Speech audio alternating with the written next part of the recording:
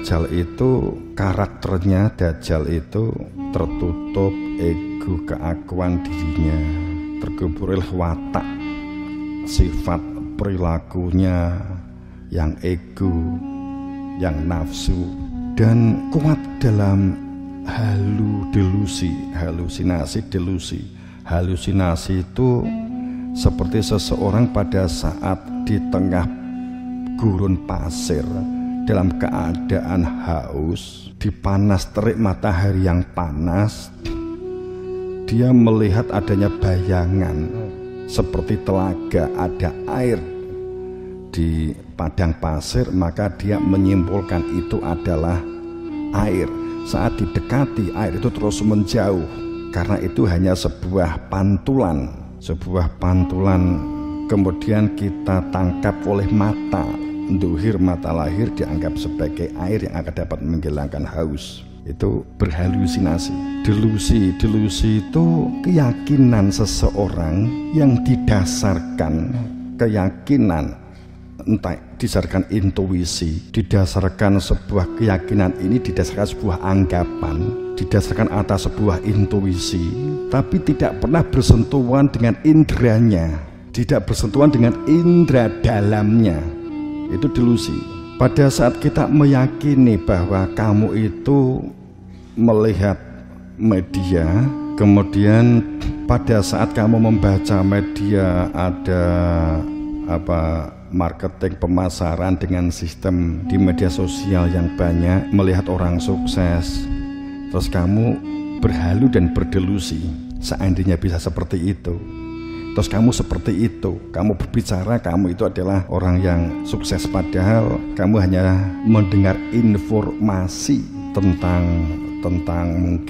mungkin kalau kita belak-belakan ya ben gak mbelak-mbelok mbulat-mbulet ya, mungkin tentang kita mendengar informasi widodari, kita mendengar informasi penjelasan tentang pendapat tentang surga neraka, bagaimana cara masuk surga, bagaimana cara orang yang akan terjerumus ke neraka. Tapi yang berbicara pun juga tidak tahu tentang apa itu neraka. Dia memperoleh mungkin dari buku bacaan orang masa lalu. Yang menulis orang masa lalu itu pun juga dia tidak kenal. Kemudian dia menafsiri dari hasil tafsiran ke tafsiran.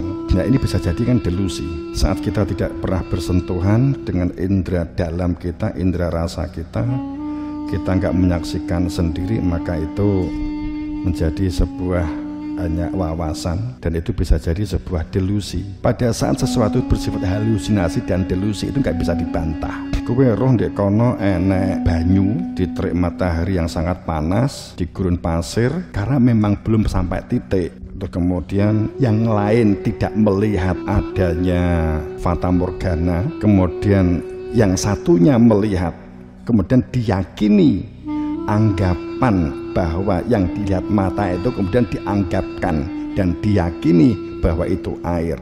Yang temannya mengatakan bukan, itu pasti akan berkelahi. Ayo kita ke sana, itu air. Bukan, itu pasir, itu hanya pantulan. Akhirnya ayah-ayahan berkelahi. Setelah didatangkan terus menjauh. Itu argumennya adalah pokoknya. Makanya kenapa dalil diperlukan, karena tidak mengetahui faktanya, tidak merasakan sendiri. Bagi orang yang kenal dengan presiden, untuk bertemu sehari-harinya itu mudah, maka untuk bertemu presiden nggak butuhkan dalil. Tapi kalau kamu ingin ketemu presiden, kamu banyak membutuhkan dalil, bocor aturannya. Nah, betul presiden itu aturannya begini, dia yang bisa.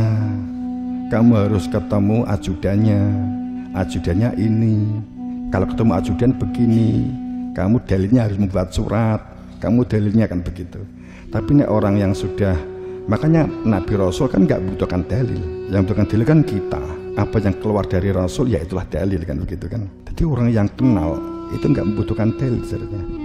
Dalilnya rasional, akal yang terhubung dengan makrifatnya di dalam hati nuraninya itu. Majalallah li rajulin min qabli fi jawfihi, karena Allah tidak menjadikan terkait dengan Dajjal, Allah itu tidak menjadikan pada diri seseorang itu di dalam rongganya itu ada dua hati yang berfungsi bersamaan. Qalbaini itu dua hati. Ada hati sanubari, ada hati nurani.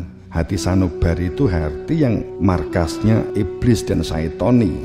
Hati yang bercahaya itu adalah hati nurani. Dajjal itu digerakkan oleh hati sanubari.